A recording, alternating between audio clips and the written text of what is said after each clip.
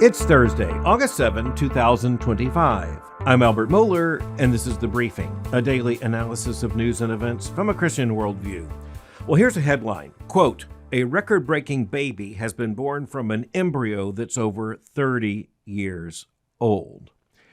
Another headline simply said, world's oldest baby born. Now, when you see a headline like this, you have to look further beneath the surface. What's going on here? Well, Technology Review, a very establishment, has actually been pretty restrained when the headline is a record-breaking baby that has been born from an embryo that's over 30 years old. I'll give them credit for candor in that headline. So we're talking about an embryo that's more than 30 years old, an embryo that is now a baby, and a baby boy who was born just in the last couple of weeks and now holds the record for the, quote, oldest baby. That's the lead. Quote, Thaddeus Daniel Pierce, who arrived on July 26, was developed from an embryo that had been in storage for 30 and a half years. Lindsay Pierce's very happy mother said, quote, we had a rough birth, but we are both doing well now. He is so chill. We are in awe that we have this precious baby, end quote. Well, first of all, congratulations to this mother and father for receiving this new life. They did so through what is sometimes called a snowflake adoption. That is the adoption, which, by the way, generally in these days is undertaken by a Christian couple adopting an embryo that had been created through IVF technology by another couple. And that couple did not transfer the embryo or all of the embryos into the mother's womb. And thus this is a so-called excess embryo. And that's just the crude language, very morally revealing language that is sometimes used here. And so I have argued that it is morally licit. It is morally permissible by a Christian biblical worldview for a Christian couple to adopt one of these embryos. I do not believe it's ethical to create the embryo in terms of the laboratory context and the commercial enterprise of IVF in the first place. That's a very different thing. I think this shows a Christian basic worldview principle that you don't alienate goods. So in other words, marriage, the union between the husband and the wife, the gift of life and pregnancy, the creation of the embryos, that is something that by God's design was a composite whole. When you separate that and you alienate the goods, that's the technical term. When you alienate the goods one from the other, you create an awful lot of moral risk.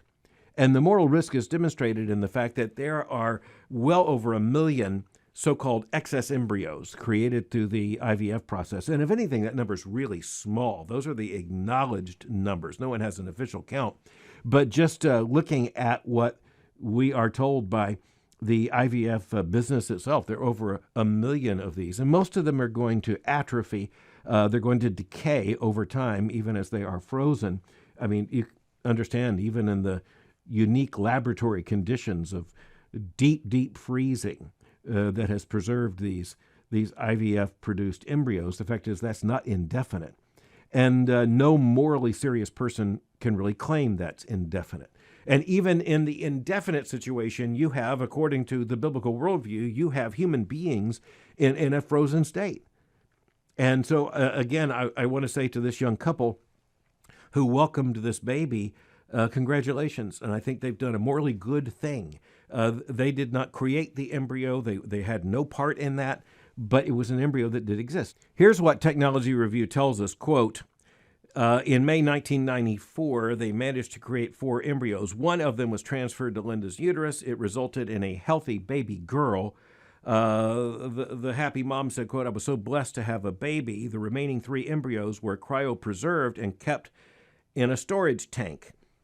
Technology Review then tells us straightforwardly that was 31 years ago. The healthy baby girl is now a 30-year-old woman who has her own 10-year-old daughter, but the other 3 embryos remained frozen in time.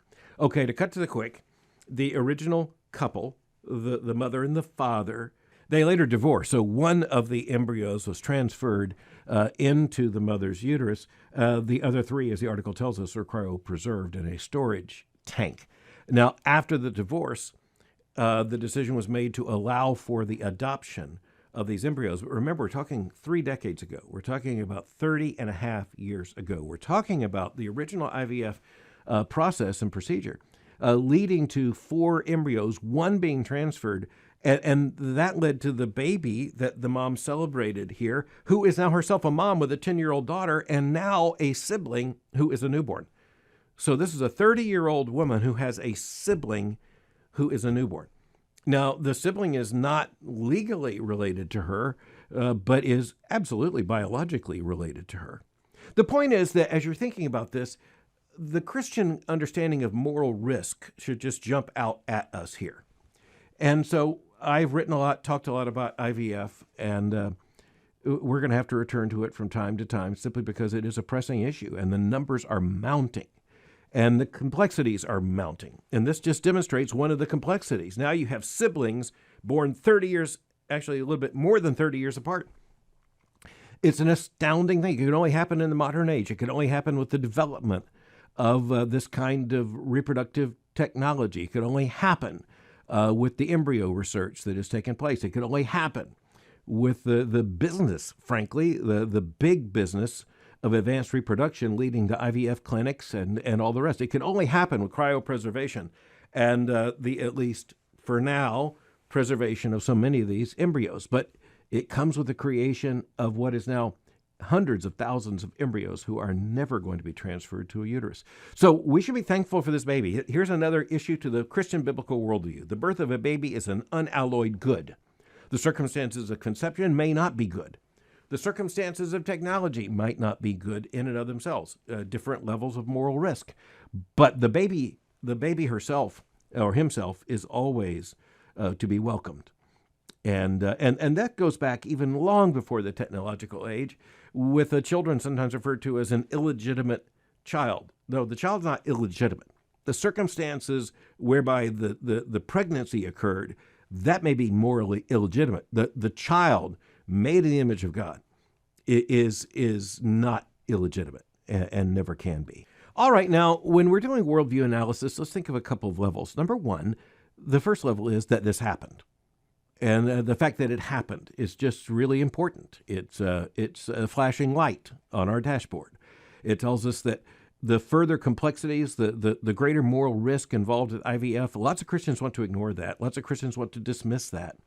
And again, we sympathize with any couple seeking a baby and facing the heartbreak of infertility and not receiving the baby they so desperately want. And this is where we just have to take that category of moral risk into account and understand that different technologies, different techniques, different procedures, different avenues will lead to different levels of moral risk. But that flashing light on our dashboard tells us this is a massive moral risk. The existence of all of these embryos, massive moral risk. We're turning human beings as babies into commodities, and in this case, into frozen commodities. And as you know, it also comes with further moral alienation, the alienation from marriage. Because the biggest part of the market right now, we are told, when it comes to IVF and surrogacy, it is not actually married heterosexual couples. It is increasingly single people, and even more that same-sex couples who, of course, cannot reproduce by any normal means. And so the alienation, the moral alienation, is only going to grow as a deeper and deeper issue. The Southern Baptist Convention, I'm glad to say, addressed this issue back a year ago in 2024 in a resolution. And I immediately started hearing from people who said, do you really have to speak to that? And I wanted to say, look, there's this flashing light on the dashboard. You can ignore it, but you can't make it go away. And it cannot be ignored for long. And so this is just another reminder that this issue is out there. I said the first is the fact of the moral issue itself. The second is the fact that Technology Review has reported this. So, as is so often the case with a big issue of deep worldview significance, there are at least two dimensions when it comes to, number one, the thing in itself, and secondly, how the world is talking about this thing, or the fact that it actually is talking about this thing. So, in this case, Technology Review, which isn't given to sensationalist headlines, it is interested in this precisely because it is shocking that there could be two siblings separated by more than 30 years, conceived at exactly the same time, born more than 30 years apart. This could not have happened in previous generations. It is now something that has happened. It could well become routine. And by the way, in this case, as I say, I'm thankful for the Christian couple who adopted this embryo through the snowflake adoption. They had nothing to do with the creation of the embryo. They took a positive moral act in adopting this embryo. I don't think Christians should be complicit in the industry, but this is a very different thing. But at the same time, you can understand how this could be used in absolutely horrifying ways. What about people who intentionally decide to do something like this? And we're going to be looking at this issue, especially big headlines coming out of California and a related story. We're still gathering information on that. But a lot of this is not just science fiction out there potentially sometime in the future. This is right now. This is a headline in Technology Review, not in a science fiction novel. But next, as we're thinking about these big issues of moral significance, once again, we need to pay attention to both of those levels, the thing in itself and how it's being presented to us. Once again, it turns out that both of those issues are very important. And in this case, I'm talking about an article that appeared in the print edition of the New York Times on Monday of this week.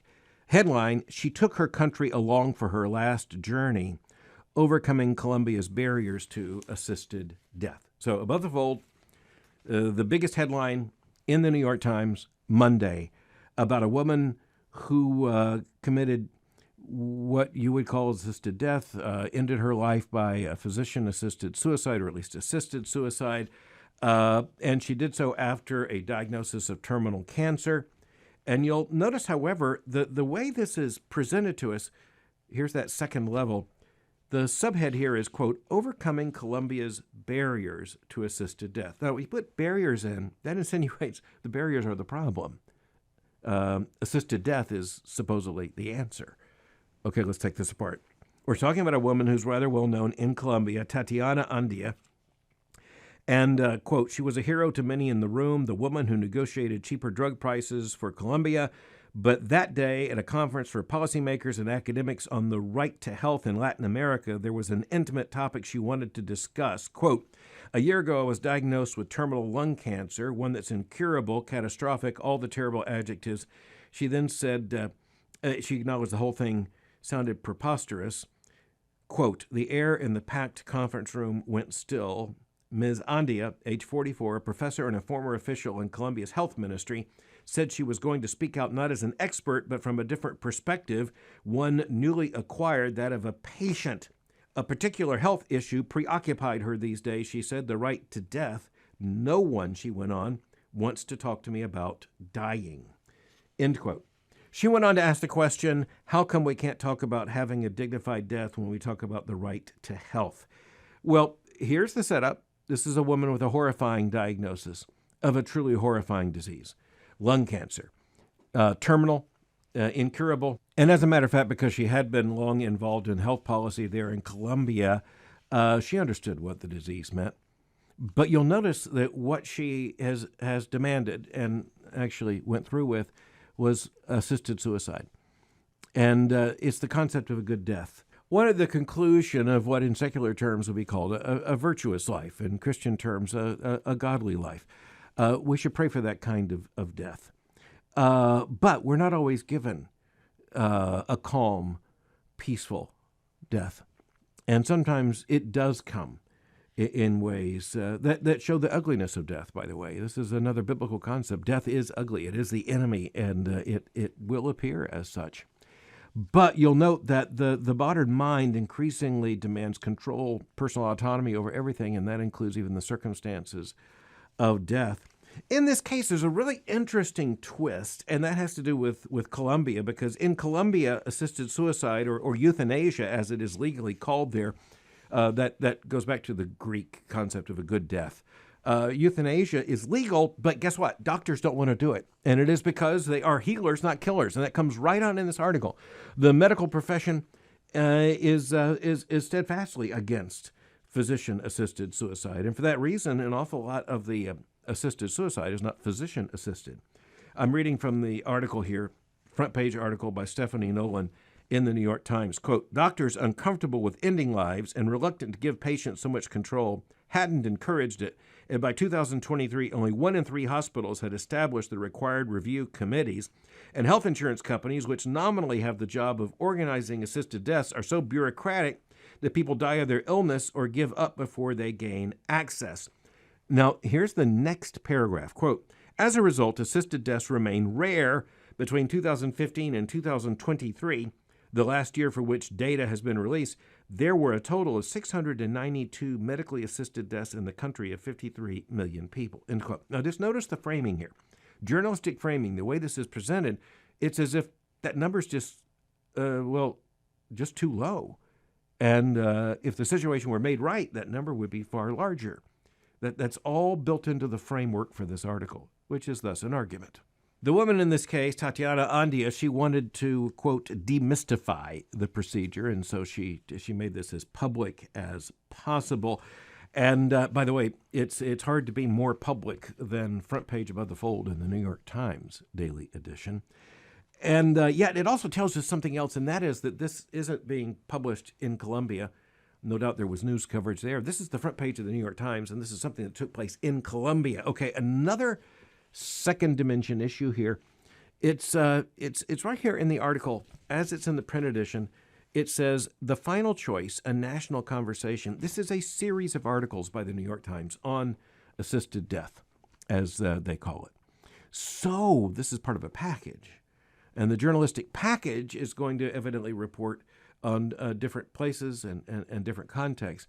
But the point is, this is the direction of the future.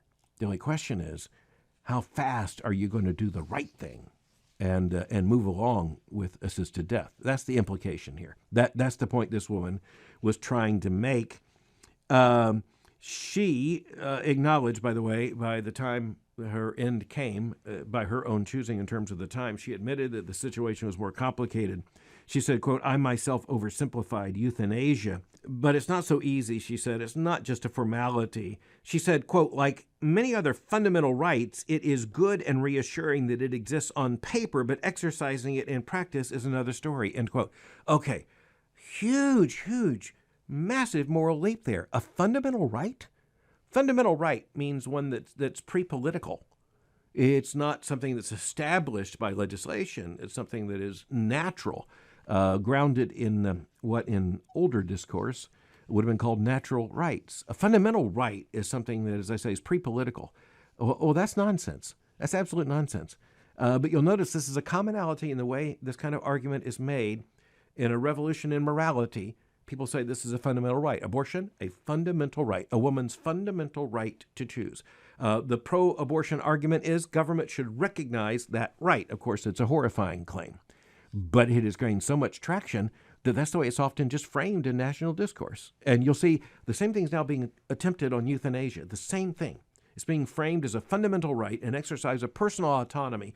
And the idea of a good death is being held out here as a noble model for others to follow. And this article is not the first in the series, nor will it be the last.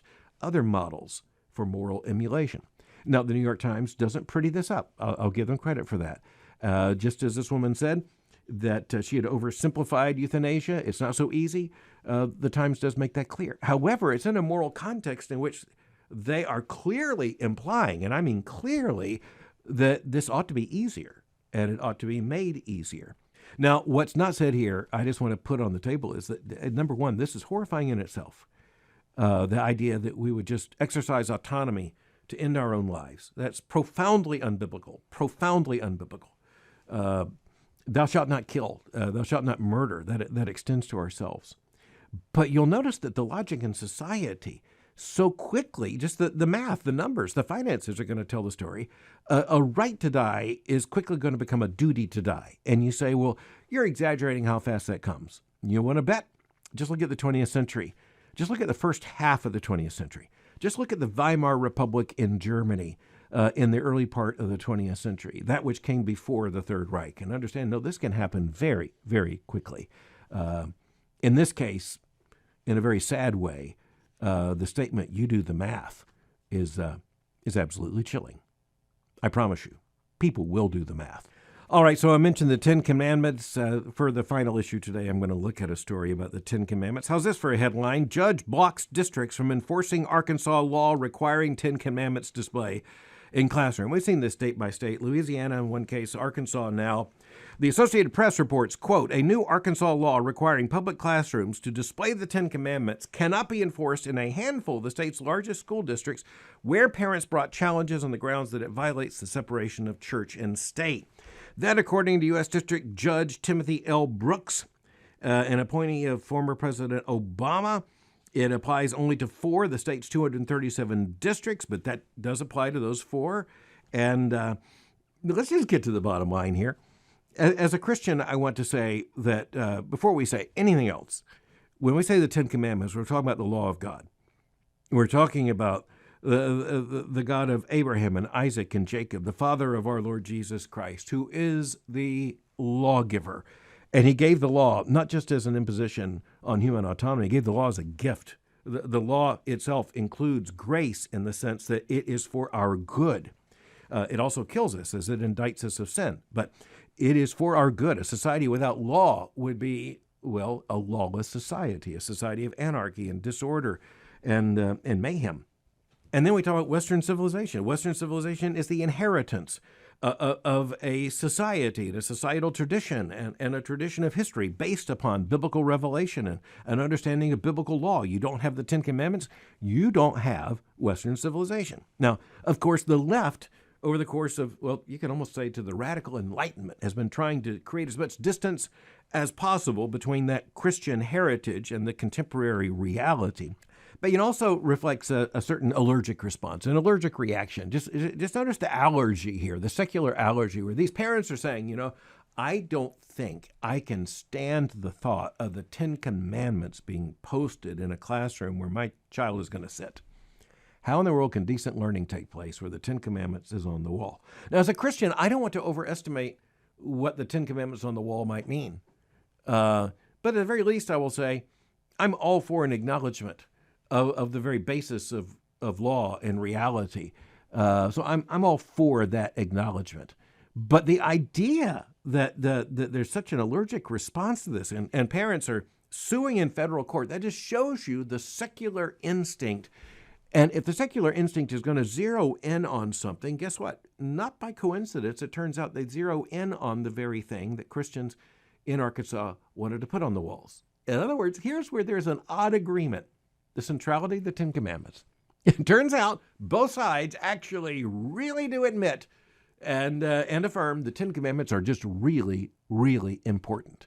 For those who wanted to put the Ten Commandments in the classroom, the Ten Commandments are so important, they wanted to have them posted where children are learning, as a context for learning, an historical reference, like the American flag and other things that used to be just non-controversial in American classrooms. But on the other hand, the importance of the Ten Commandments is also accidentally verified by some of the parents who have broken out in an absolute legal seizure over the issue that the Ten Commandments will be on the wall where their innocent children sit. Here you just see the cultural divide in the United States laid bare over whether or not the Ten Commandments, framed on the wall, constitute a threat to democracy itself or constitute the basis of democracy itself. I think you know exactly what I would argue. But I just find this kind of thing, of course, frustrating, yes. And, the press loves this kind of story.